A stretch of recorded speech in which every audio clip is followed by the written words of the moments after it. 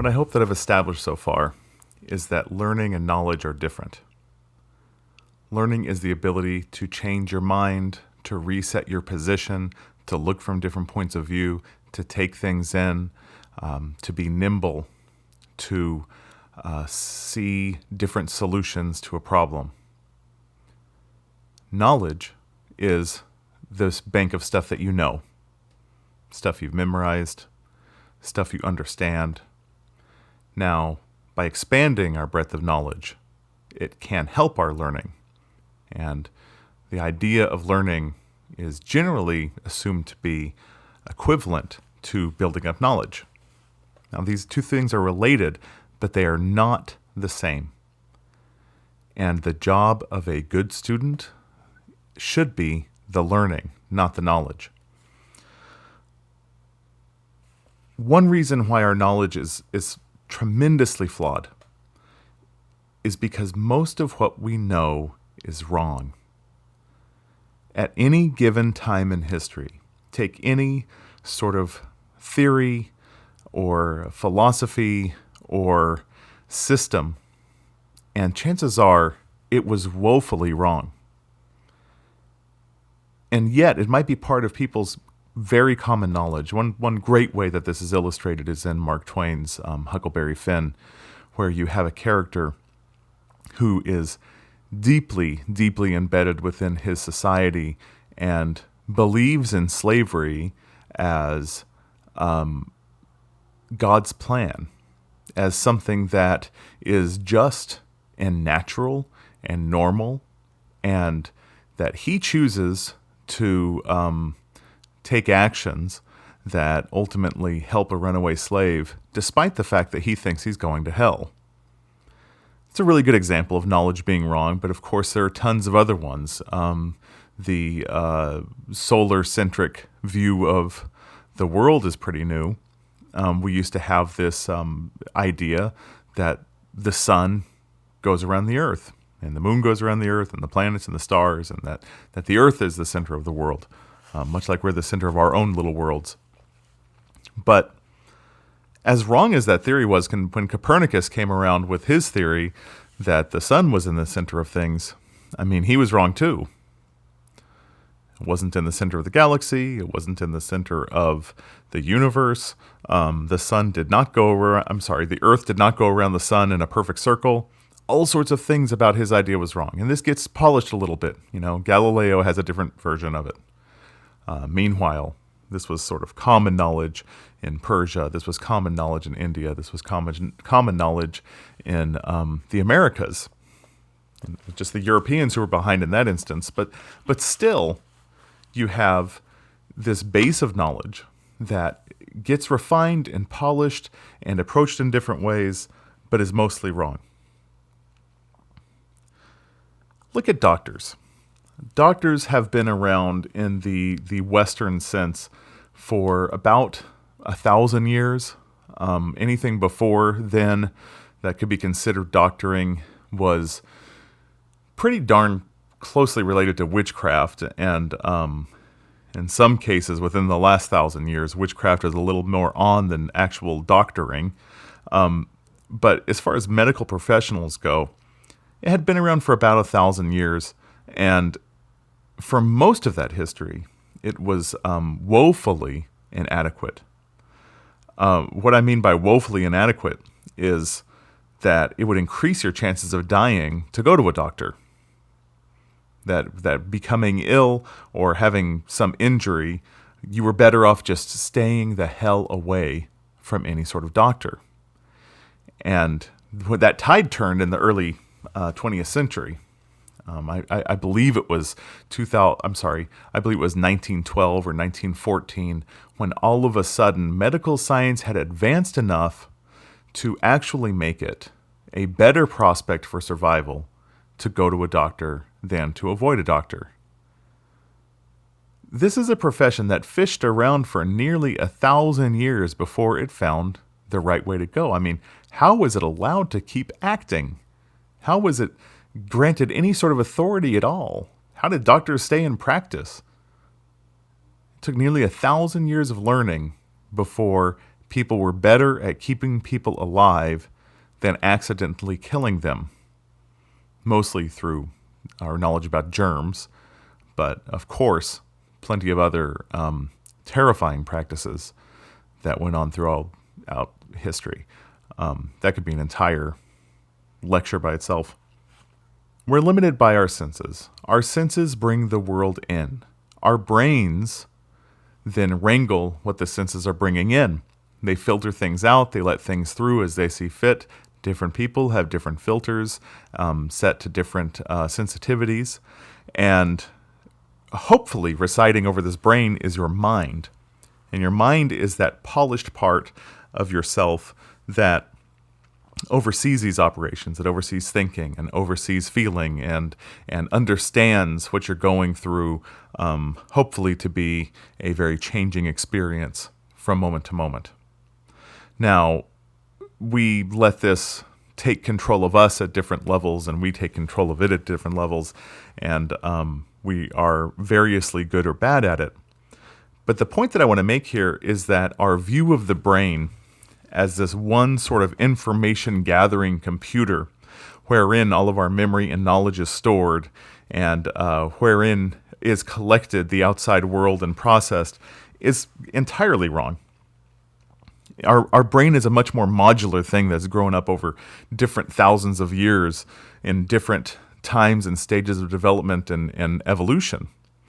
And much of what's going on in our brain is just plain not adapted to the world that we're in now. That shouldn't be surprising. The world we're in now has changed so dramatically in my lifetime, and certainly in the lifetimes of people older than me. I remember talking to my great-great-aunt, who, at the time she was born, cars weren't around. At the time she was born, people had never flown besides in lighter-than-air aircraft, such as balloons. And she lived through seeing the airline industry and 2 world wars and landing on the moon. I mean, imagine how much change is encompassed in that. And imagine in my lifetime how much change has come through the world of, computers and communication and everything else. Our brains are not evolving at this pace. We're talking about single generations here that are immersed in a changing environment. So none of our brain is adapted to what's going on now. We have to outthink it. We have to stand over it and wrangle what's coming in. Otherwise, we're completely lost. What I'm saying here is that education should be a really big part of this for you. You should be able to stand outside of yourself and recognize that your senses, your brain, that these things are not necessarily giving you the full picture.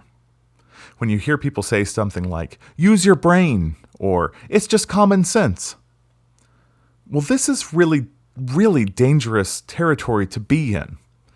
Because usually when they're saying something like that, they're pointing to something that feels like an obvious truth, or may even feel like critical thinking, but without the proper ability to control your brain and control your senses and your feelings and to understand what's going on there, you are faced with what is no better than superstition. That future generations will look back at our time and see plenty of conspiracy theorists the same way that we see people who were burning witches at the stake. It looks like critical thinking, it smells like critical thinking, it feels like critical thinking, but it ain't. You tripped and fell in a puddle, and there was a black cat that crossed your path a little bit ago. Uh-oh. We know what started that, right? It was the cat. The same sort of stuff is going on now, all around us, all the time.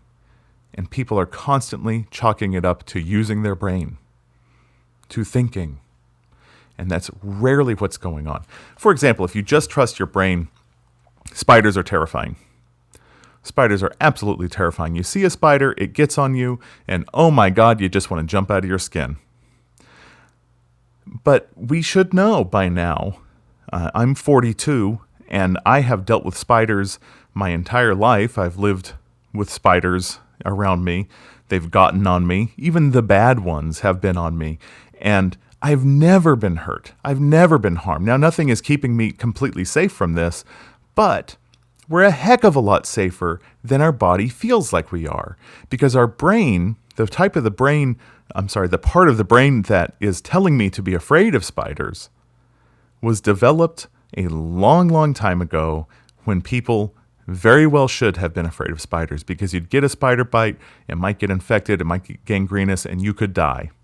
And this happened for tens of thousands and hundreds of thousands of years, enough time for our brains to make this spider-shaped spot in them where this fear resides and this fear lives. The spiders, snakes, sharks, all these things that are entirely frightening to this one modular part of your brain.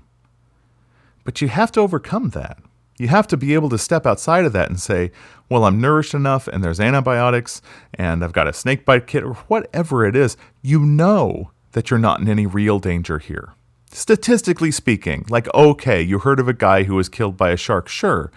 But you heard about it because it was really an anomaly and because it keys in with that fear. I know lots of people who are scared of flying, like scared to death of flying in an airplane. It's one of the safest places you can possibly be, statistically speaking. I mean, if just 99.5% of all airlines were safe, just 99.5%, we would have 400 major airline accidents a day. Our average is way above 99.5%, way above. So yes, you're getting into a giant steel contraption that hurtles through space and lands you in different time zones, and it's a horrifying prospect. But with a well-trained mind, you can completely overcome this. Education should work this way all the time. You should be able to educate yourself to where you can access, analyze, and use the information that you have the ability to. You don't necessarily need to be storing vast amounts of knowledge. Vast amounts of knowledge don't hurt, but it is not the ultimate goal of an education. The ultimate goal of education is the ability to access, analyze, and use, how to deploy your thinking. Not exactly what you're thinking, not exactly what you have to draw from, but the ability to deploy it. Now, for example, it's really hard these days to think of the brain as anything other than a computer. We have this like weird mechanism in our culture where we cannot think of our memory and our knowledge as anything other than the same thing as a computer. There's nothing new here. That's been going on since computers have become highly relevant. But before then, we had different metaphors that were really hard to get away from. For example, for a long time, people couldn't think of their brain as anything other than a factory. For a long time, people couldn't think of their brain as anything other than a steam engine. For a long time, people couldn't think of their brain as anything other than a machine. We create these things and we see in them ourselves. And man, I've got a lot to say about that. And the way we see ourselves in things. Dang, I'm going to go off on a tangent if I'm not careful. But computer seems to be what we think a brain is. That you have memories stored, that you pull them up and you apply them to a situation, and then that's smart, that's knowledge. But let's continue this computer metaphor and talk about artificial intelligence. When you try to make a computer smart by loading it with information, you can get pretty far. Because computers can think really fast, and computers can access information without the sort of bias that a brain may bring to it. You know, depending on what you ate that day or how much sleep you got, et cetera, et cetera. They tend to be free of those things. So in the 1990s, they had this computer, Deep Blue. It was bought by IBM and sort of refined by IBM, and one of its many tasks was chess. Chess is an amazing game. It's been around for a really long time. It's a difficult thing to think through. But what they did with Deep Blue is they taught it the knowledge of many, many grandmasters. They looked at historic games and notable moves, and they loaded this puppy with it. And their whole goal was to make a computer that can beat the best chess player based on its supreme knowledge of the sport. So, of course, the guy they were after was Garry Kasparov, the chess grandmaster. And in 1997, it beat him. And it didn't beat him like super duper hard. This went several games in order for them to come out as Deep Blue as the victor. But it did beat him with more or less brute force. That is, it used tons and tons of moves that it had banked, that it had pulled up in order to defeat what it was that Kasparov was doing. And Kasparov was mad, and he wanted a rematch. And he did eventually beat Deep Blue, despite the fact that the computer had grown in knowledge. Well, there was this other computer, Alpha Zero, that they came along with. And Alpha Zero was a much weaker computer than Deep Blue by many standards. For example, Deep Blue could do 60 million calculations a second or whatever, and Alpha Zero was at like 60,000. That Deep Blue was completely stockpiled with all sorts of grandmaster knowledge, where Alpha Zero instead only knew the rules of the game.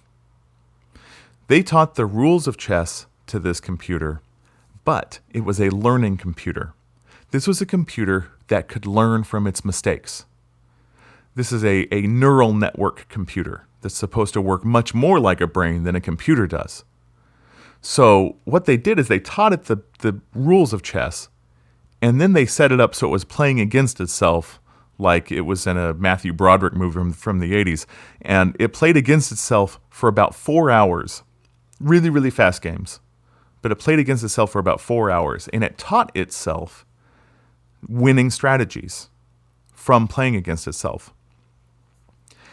And it completely toyed with and dethroned the reigning computer in 2017. In 2017, it wasn't Deep Blue anymore. It was a very similar machine called Stockfish. And Stockfish was just completely loaded up with all of this fantastic knowledge of chess, where Alpha Zero had none. Nothing but the rules. And learning. It was the ability to learn that made it a superior machine. Garry Kasparov was completely intrigued by this. Garry Kasparov, after observing the games, said that Stockfish was an elegant machine. That it was elegant because it beat it in a way that showed a superior knowledge, to the point where, according to Kasparov, who knows the sport much better than I do, that it's really appeared like Alpha Zero was toying with Stockfish. Like it was completely playing with it. It was baiting it into making stupid moves. And Kasparov says this is because this computer is not clouded with the prejudice of other grandmasters and the prejudice of the people who programmed it. That this static knowledge was not as effective as the ability to think on its feet. It was not a more powerful computer. It was a much, much weaker computer. But it could think. It could learn from even what the other computer was doing. Now that's exactly what I'm talking about here.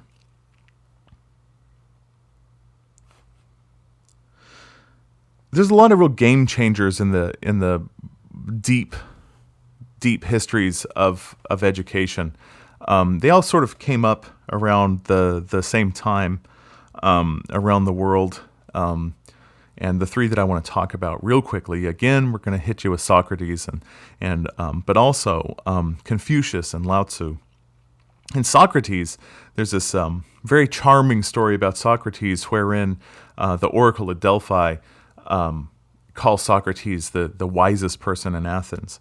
And Socrates is sort of taken aback by this, and it's because he says, "Why me? I know nothing." And goes around and talks to the other very learned people and asks them, hey, do you think you're like among the smartest people here? And gets their sort of take. And what he finds is that these people are full of themselves. They're absolutely full of their knowledge. They're filled to the brim with what they know, and they're excited about it, and they are certain of it. And it's that certainty. It's that certainty that makes them so stupid. That certainty that they're right. The inability to look from different points of view. The inability to learn. They have metastasized in their knowledge. And that this is what made Socrates so damn smart. By him denying to know anything, he's accepting the fact that he can learn things. Lao Tzu puts this beautifully in the first opening passage of the Tao Te Ching, the second best-selling book of all time, where the Tao is the way. The Tao is the way of heaven. It's the way things should be. It's one of the easiest ways to frame it these days is the Force, is very much based on the notion of the Tao. And what he says is, in starting off this entire book about it, is that the Tao that can be spoken is not the true Tao. And that's very much like saying, I know nothing. Because what he's saying is the minute you put a label on it, the minute you put a name on it, the minute you start speaking about it, you're turning it into something solid. You're turning it into a thing. You're turning it into a concept that you're going to hold on to. And it has lost its purity. It's lost its movement. It's lost its fluidity in the world. Because now we're talking about it. And it's not able to be free because we have to put it into our sort of feeble brains that hold on to knowledge and become metastasized by it. Confucius, who's heralded by many as the world's first teacher, absolutely brilliant mind, and his intellects are stirring, and he was questioned about his knowledge, and he said, I'm not smart. I'm just curious. I'm just interested.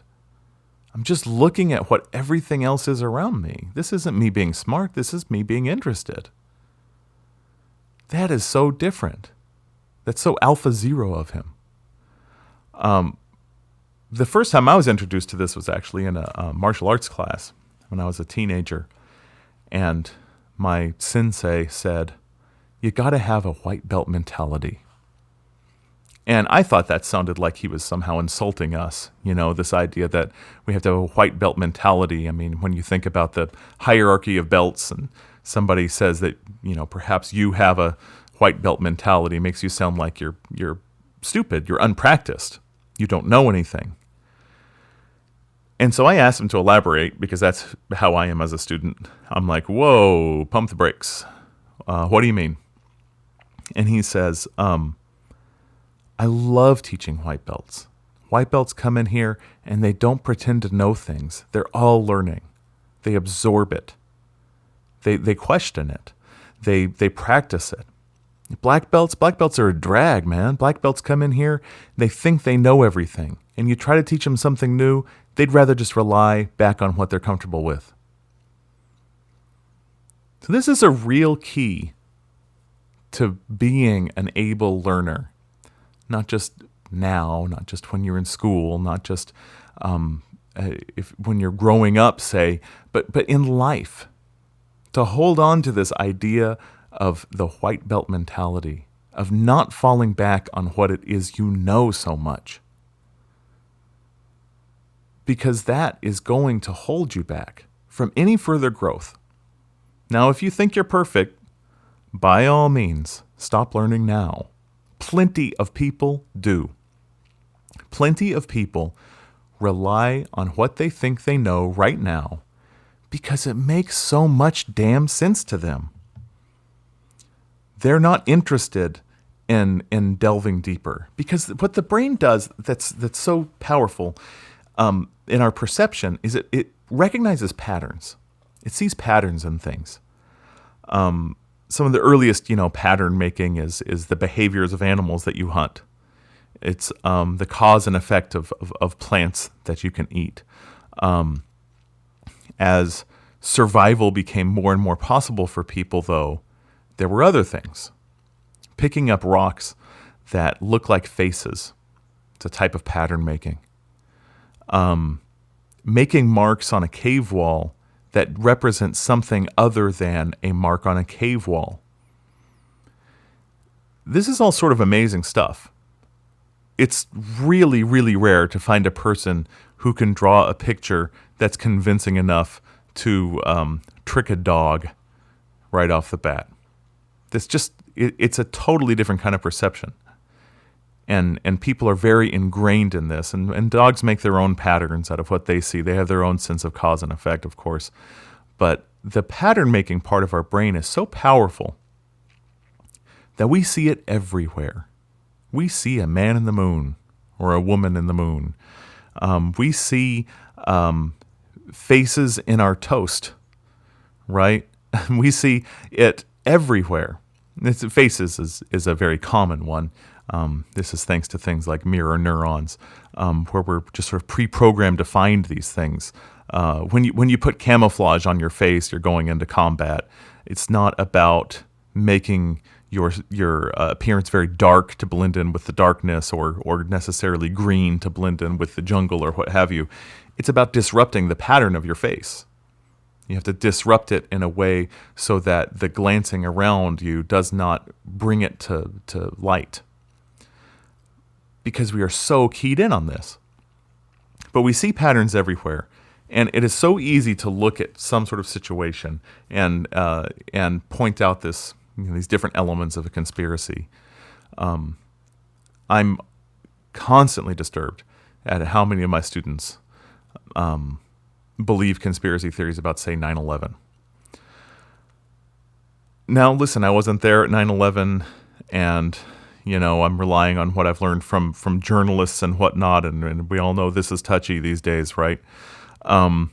But the thing with a conspiracy of that size is that tons and tons and tons of people would have had to be in on it. Ben Franklin has a great quote about this. 3 people can keep a secret if 2 of them are dead. People just don't keep secrets very well. The truth comes out. You plan some sort of giant conspiracy of some sort, you tend to talk. This tends to get out. And it would be really, really hard for something of this magnitude to not get out.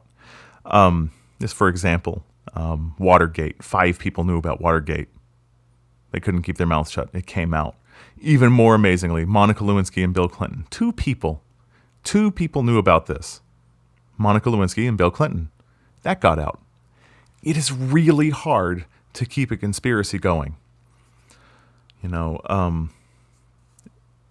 Faking the moon landing, all that stuff. We recognize these patterns. Somebody can sit here and give you the justification, and it can start to make sense. It can start to make all kinds of sense in your brain. I mean, watch a documentary sometime about flat earthers. They have built this webwork of patterns that point to this giant conspiracy by NASA or something about how the world that we're on is actually flat. And the only thing that's failing them there is their absolute certainty in the way that their brain is communicating this information. Yes, there's a distrust in other information to them. There's a distrust in what they're seeing out there. There's a distrust in journalists, in encyclopedia writers, or their GPS satellite, I suppose, that they don't believe this, and that's its own sort of problem. But more so, they're really grasping on to these different patterns that tend to make some sort of sense in our minds. Now, we talk about this modular view of our brain and how it exists today. That's where a lot of this problem comes from. That's where a lot of this sort of, fake critical thinking, we'll call it, comes from, is because our brains were made for a totally different time. So one thing is that by yourself, in your normal situation, you're only really capable of conceiving about 125 different relationships at a time. And I've mentioned that number before, but it's about 125 different relationships. This means your ability to sort of understand the impact of something on about 125 people. In order to think about something bigger than that, let's take something like taxes or fear of sharks or air traffic. To think in these larger systems, you have to be able to step outside of the firmware of your brain. You have to be able to step outside of it because those modules are holding on to times that are hundreds of thousands of years old. And this is where true education comes into play. It comes into play because you do have a certain amount of faith, a certain amount of trust in these systems that are prioritizing learning so that you can look back and see, peer-reviewed research and really solid journalism and all of these different things that collect data and produce data. And our reach for data is just extraordinary right now. Obviously, the type of access to data that my children have is so much greater at the access that I had at their age, within the very palm of their hand. So why memorize dates? Why memorize numbers? Like it's nice to have a sort of basic notion of the development of history or of different, the body of work by different authors and that kind of stuff. Sure, that's handy, but speaking of handy, it's right there in your hand. You can look this stuff up. Unless you're in class, of course, then that's cheating. But in real life, you can look it up anytime. You don't have to remember who this actor is. You can just IMDb it. And that's great stuff. But the ability, again, going back to this learning, the ability to deploy it, access, analyze, and use, the ability to apply it, that should be the number one goal of our education systems, and it should be the number one goal of learners. Now, our education systems, they're just like our modular brains. They're way behind the times. Our education systems do not understand current knowledge and current research, and there's a lot of different reasons for that. One of them is because of the embedded knowledge of the parents of the kids who go through school. A parent cannot let go of the fact that the way they did it seems right. A parent can, but collectively, parents have trouble doing this. And so entire school systems get bogged down in this seeming need to test, this need for homework, this need for all these little rituals that made them absolutely miserable as school children, that they have convinced themselves through pattern making has made them become happy people. They have this little map in their head that somehow it was these tests and this homework and these trials and tribulations that have led to their fantastic current selfhood. I submit to you that for the most part, that's entirely inaccurate. That if you're happy with your life and you're happy with your selfhood, mostly it's despite those things. I think people have very poor memories, that they remember the facts of their experiences, but they don't remember the emotional depth of their experience very well. And that's a real shortcoming that, again, we need to overcome. And if we did overcome them, it would be through, again, this access, analyze, and use. And we would be able to look at the system and say, hey, this actually isn't serving learning. What we're doing here is doing great as far as watching kids and keeping them out of trouble, which is most of the whole idea behind, compulsory schooling. But what's it doing to really advance knowledge? What are we doing with all of these little cognitive machines in one room and making them do worksheets over and over again? Think of all the time you spend on something like that, when you could be absorbing experiences through going out and experiencing things, or through reading, or through aesthetic experiences, like looking at art, watching a play, listening to music. That these things make your senses come alive. And just like novelty, one of the primary ingredients of brain plasticity, when your senses come alive, you're a better learner. But when you're quagmired in busy work, and you're constantly being told that you have to do this, that this matters, that the letter that happens after you've finished this project or this test matters, you don't trust your senses very much.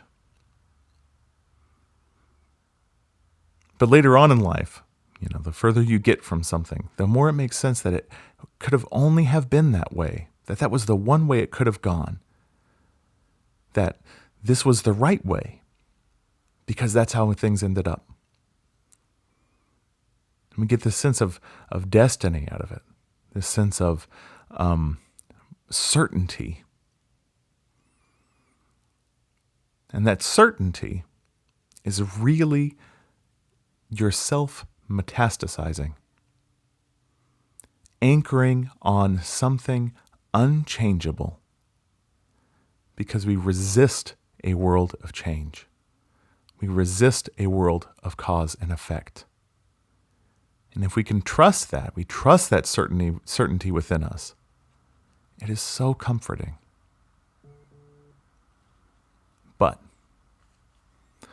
But it's not right.